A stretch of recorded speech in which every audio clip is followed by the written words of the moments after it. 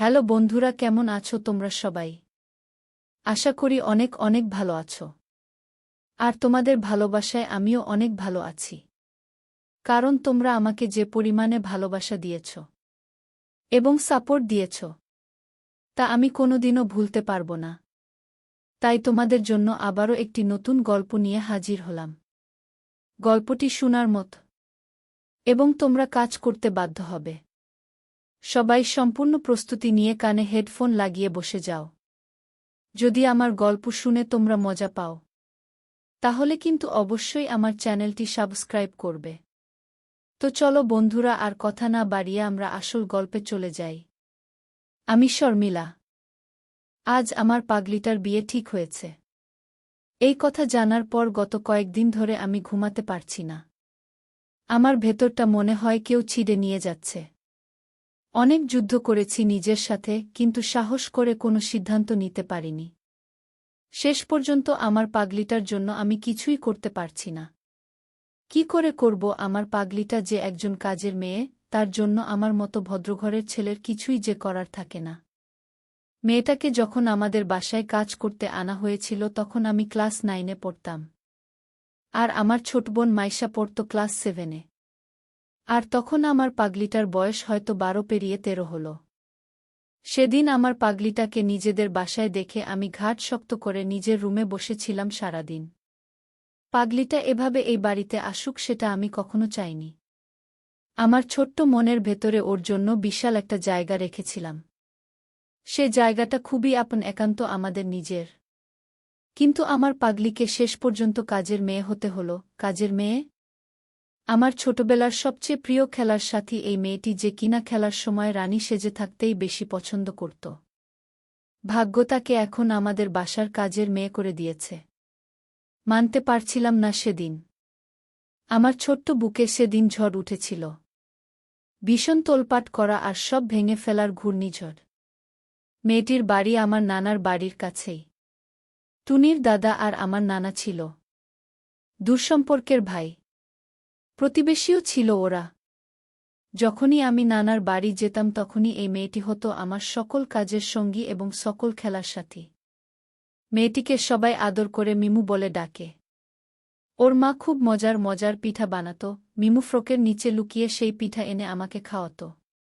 বলতো আমি বড় হলে তোমাকে নিজের হাতে পিঠা বানিয়ে খাওয়াব। তখন প্লেটে তুলে তুলে তোমাকে পিঠা দেব। আরও একটু ছোটবেলা আমরা যখন ছোট ছোট মাটির হাঁড়ি-পাতিল দিয়ে রান্নাবাটি খেলতাম, তখন ছটফটে মিমুকে সবাই রান্নাবাটি খেলায় সঙ্গী হিসাবে চাইত। কারণ মিমু দেখতে যেমন সুন্দর ছিল তেমনি খেলার ঘরকন্নার কাজে ছিল পটু। হাসলে মিমুর গাল ভেতরে ঢুকে এক অপার্থিব সৌন্দর্য সৃষ্টি করত। তাই তো মিমু ছিল সমবয়সী সকলের পছন্দের সাথী। কিন্তু মিমু শুধু আমার জন্যই রান্না করতে ভালোবাসত। এই নিয়ে ঝগড়া করে আমার বড় খালার ছেলে আসিফ ভাইয়ের সাথে একবার মারামারিও হয়েছিল। তখন থেকে সবাই মিমুকে রাশেদের বউ বলে খেপাত, কিন্তু মিমু একদম রাগ করত না। কারণ আমি তাকে চুপি চুপি বলেছিলাম, বড় হয়ে আমি তোকে সত্যিকারের বিয়ে করব। বাড়ির বড়রাও আমাদের দুজনকে নিয়ে অনেক মজা করতেন। কিন্তু হঠাৎ বলা কওয়া ছাড়াই মিমুর আম্মু মারা গেলেন। মিমু পাশে বসে থেকেও বুঝতে পারেনি তার মা মারা যাচ্ছে। ভাত খেতে বসে হঠাৎ কাশতে কাশতে মানুষ কিভাবে মরে যায় এটা মিমু বুঝতেই পারে না। সে নিজেও তো খাওয়ার সময় বিষম খায়, কই মরে তো যায় না। শুধু আম্মু মারা গেল। তারপর মিমুর বাবা কয়েক মাসের মধ্যেই আবার বিয়ে করলেন। বিয়ে করে নতুন শ্বশুরবাড়িতে ঘরজামাই হয়ে চলে গেলেন। আর সেই নতুন শ্বশুর বাড়িতে মিমুর কোনো জায়গা হয়নি। মিমুর আম্মু যখন মারা গিয়েছিল তখন মাত্র মিমু ক্লাস 5-এর ফাইনাল পরীক্ষা দিয়েছিল। তারপর কিছুদিন অসহায় মিমু তার খালাদের কাছে ছিল।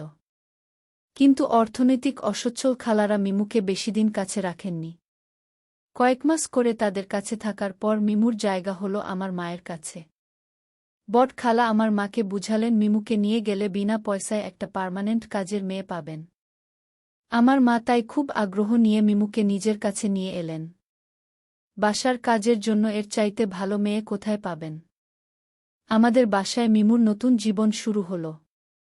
ঘরের ফুটফরমাশ থেকে বড় কাজ সবকিছুই সে হাসিমুখে করতে থাকে। এখানে আসার পর আমি একদিনও মিমুর সাথে কথা বলিনি। মিমুর সামনে এলেই আমি মুখ শক্ত করে বসে থাকি। মিমু কখনো আগ বাড়িয়ে আমার সামনে আসেনি। ছোটবেলার সকল কথা যেন অলৌকিক জাদুতে সে ভুলে গেছে। যেন সে সত্যিই একজন কাজের মেয়ে। মিমু সারাদিন কাজ করে অবসরে মাইসার বই নাড়াচাড়া করে সময় কাটায়। পুরনো খাতায় ছবি আঁকে। আমার সবচেয়ে কষ্ট লাগত যখন আমার মা মিমুকে কাজের মেয়ে বলে সকলের কাছে পরিচয় দিত। একদিন আমি আমার প্রাণের বন্ধু রিয়াদকে বলেছিলাম মিমুর প্রতি আমার ছোটবেলার ভালো লাগার কথা। এখনও বয়ে বেড়ানো আমার কিশোর মনের গহীনে লুকিয়ে রাখা প্রেমের কথা আরেক কিশোরকে বলে কিছুটা হালকা হয়েছিলাম সেদিন। রিয়াদ বলল, তুই বড় হয়ে বিদেশে চলে যাস, সেখানে কেউ কাউকে নিয়ে মাথা ঘামায় না। তখন মিমুকে তুই নিজের কাছে নিয়ে যেতে পারবি। রিয়াদের কথাটা সেদিন খুব মনে ধরেছিল। আমি স্কুল ছেড়ে কলেজে উঠে গেলাম। কয়েকদিন যাওয়ার পর আমি একদিন দেখলাম আমার খাতায় একটা ছবি আঁকা, ছোট ছোট দুজন ছেলে মেয়ে হাঁড়িপাতিল খেলছে, মেয়েটা মাথায় ঘুমটা টেনে একজনকে পাতে খাবার তুলে দিচ্ছে। ছবিটা দেখে আমার মনটা আরও খারাপ হল। একদিন আমি মাকে বললাম, মা, মিমুকে স্কুলে ভর্তি করে দাও। শুধু কাজ করলেই হবে, পড়তে হবে না? মিমু তো পড়ালেখায় বেশ মনোযোগী ছিল। আমার আম্মু বললেন, এতদিন পর আবার কি পড়বে? আর লেখাপড়া করলে ঘরের কাজ কে করবে শুনি? ওকে তো বাসার কাজের জন্যই এনেছিলাম। আমি বললাম, মা, তুমি যদি এখন মিমুর মায়ের মতো মরে যাও তবে কি মাইশাকে আমার কোনো খালা কাজের মেয়ে বানাবে না? সেদিন মা আর কিছু বলেননি, আমার সাথে তর্ক না করে মিমুকে স্কুলে ভর্তি করে দিলেন। আমাকে বললেন পড়া বুঝানোর নামে মিমুকে যেন না ডাকি। তারপর পাশের বাসার একটা ভার্সিটি পড়ুয়া মেয়েকে রাখলেন মিমুকে পড়াতে। তারপর তিনি কি বুঝলেন কে জানে। মিমুর কাজের পরিমাণ আরও বাড়িয়ে দিলেন। আর নজর রাখতে লাগলেন মিমুর প্রতি। আমি পড়ালেখা করতে চলে এলাম দেশের বাইরে। শুনেছি অনেক কষ্টের পর একসময় মিমু এসএসসি পাশ করেছে। আমার মায়ের সুনাম এখন ঘরে ঘরে। একটা কাজের মেয়েকে যে পড়ার সুযোগ দিয়েছেন, এটা এই যুগে কে করে? এখানে আমি পড়ার ফাঁকে চাকরি করি। মনে মনে এখনও ছোটবেলার মতো ঘরকন্যা খেলি। মনের গহীনে স্বপ্নের বীজ বুনি একদিন মিমুকে বিদেশে নিয়ে আসব, যেখানে কেউ ওকে কাজের মেয়ে বলবে না। শুধু আমার শৈশবের সাথীকেই সবাই চিনবে। কয়েকদিন আগে মা ফোন করেছেন। অনেক বছর পর নাকি মিমুর এক খালা এসেছেন মিমুর খবর নিতে। মিমু এখন পূর্ণাঙ্গ যুবতী। বিয়ের বয়সও হয়েছে। সুন্দরী মিমুকে তিনি তার ছেলে রাহাতের বউ করতে চাইলেন। মিমুর খালাতো ভাই রাহাত আমারই বয়সী। শান্তশিষ্ট রাহাতকে আমি ভালো করেই চিনি।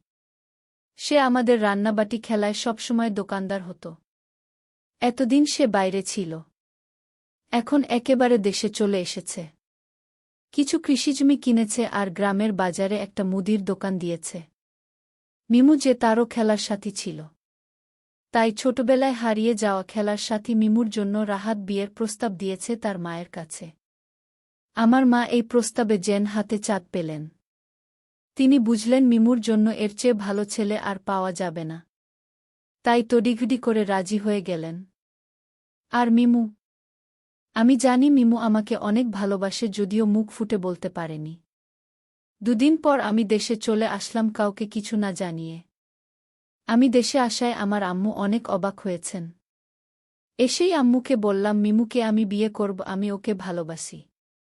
এ কথা শুনে আমার আম্মু অনেক রাগ করলেন আর বললেন, যদিকে মিমুকে বিয়ে করি তাহলে এ বাসা থেকে বেরিয়ে যেতে হবে।